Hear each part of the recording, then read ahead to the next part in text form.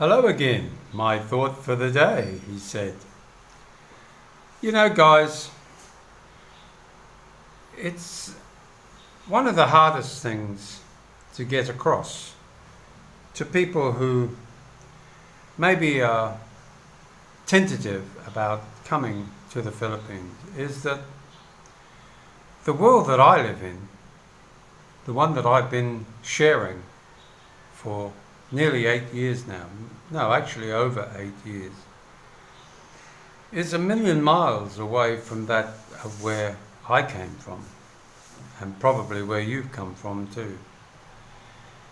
But fundamentally, as I've said before, numerous times, it's a complete mindset, it's a reset. It's where things that you would never have thought that you would encounter happen. Where you find yourself in positions, sometimes not only frustrating but extremely upsetting. Because no matter what we do, you draw back on the idea that tough love is the best option. Because even today I had somebody comment about how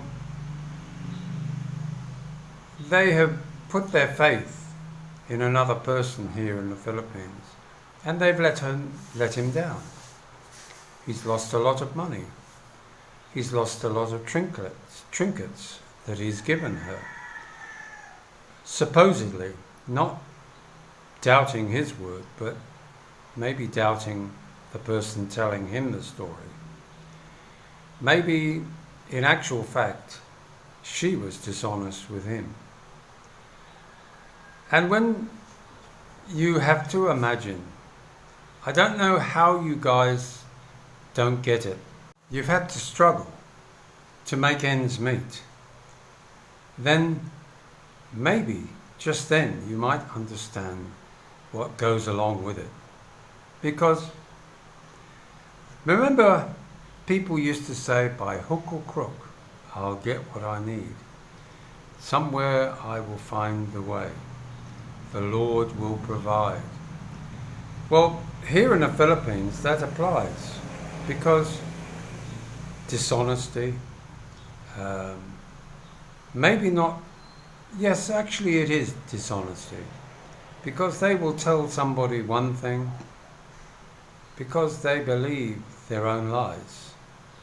And what happens is that when you find out, the pressure is on you to somehow bail them out. And I can understand how many of you guys feel sorry for these people. I relate to a guy who came from England who bought his lady, not his girlfriend, yes, his girlfriend, not his wife, maybe 3-4 months here, and he set her up with refrigerators, microwaves, all the things that would help her in her daily life. Now, of course, being who he was, he got them all at a good price. But the point was, it was money maybe not necessarily well spent. Because if you're not committed to that person in the long term, then why would you feel the need? Would it not be better to find a lady maybe who has no leg and needs a prosthetic leg?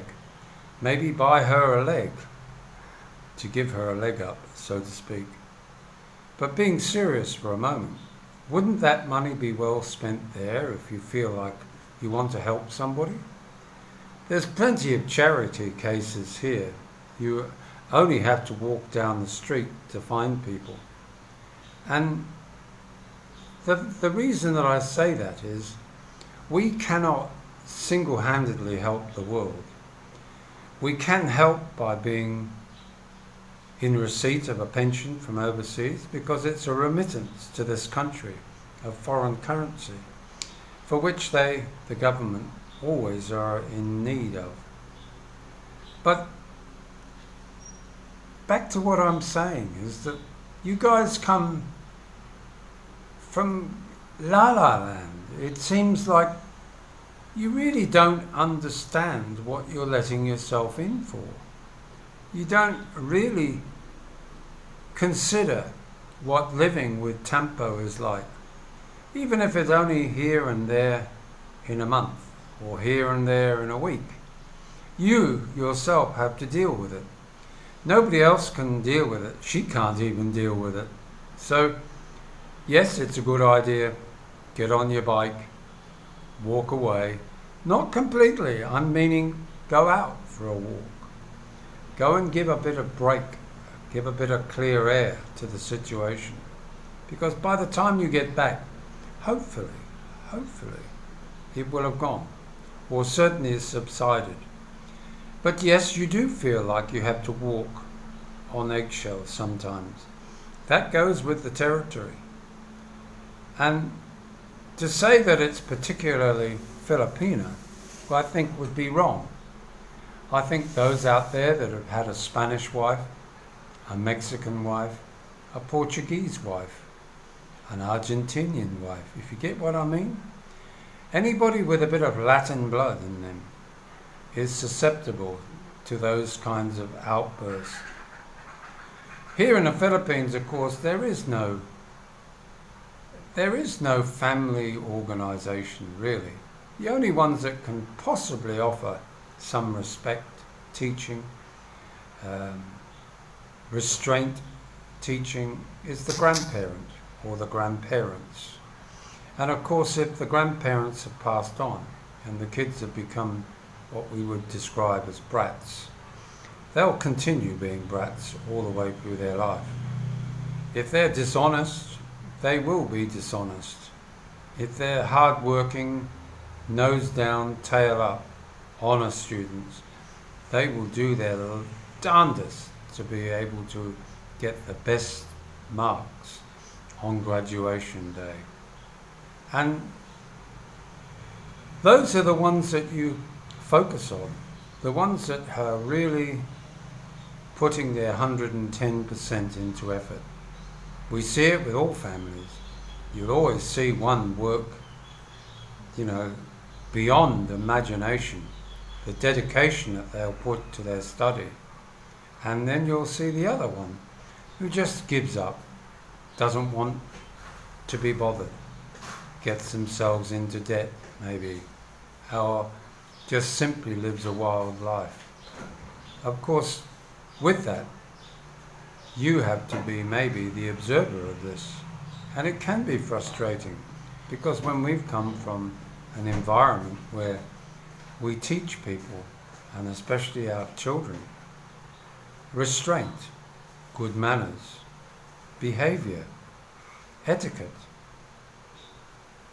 maybe we say, hey, that's a bit exposing yourself, maybe go and put another blouse on. You're just teaching them good morals. Doesn't mean you're a church-going fanatic. It just means that you're saying, well, hang on, you're a beautiful woman. Don't go out there looking like a tart. And if you didn't do these things, what kind of a parent really are you? Whether you're their own blood parent or whether they're your stepchildren, boy or girl.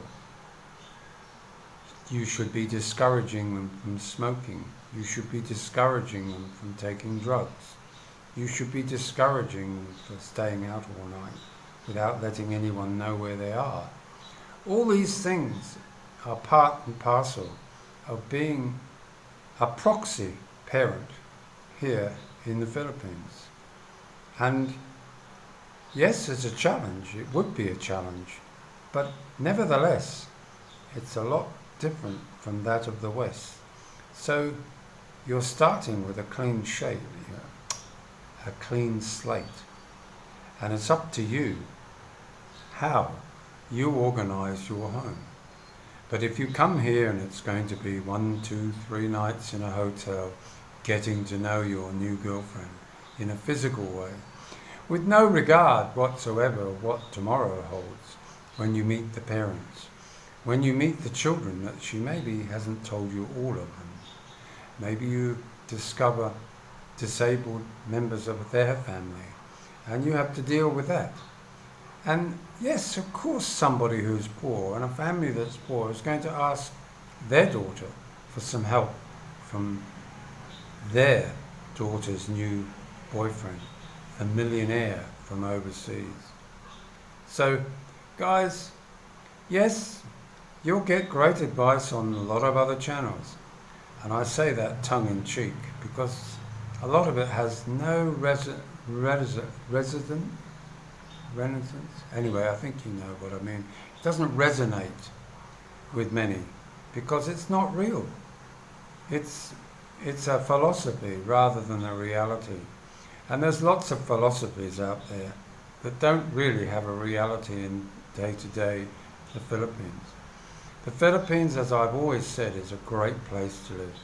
A great place for retirement. But boy, oh boy, do we need a long bit of string to be able to deal with, to guide ourselves, to find our way along this journey. Yes, we do. And we need a lot of patience, and a lot of understanding. So please enjoy the video, and I'll speak to you again soon. Bye now.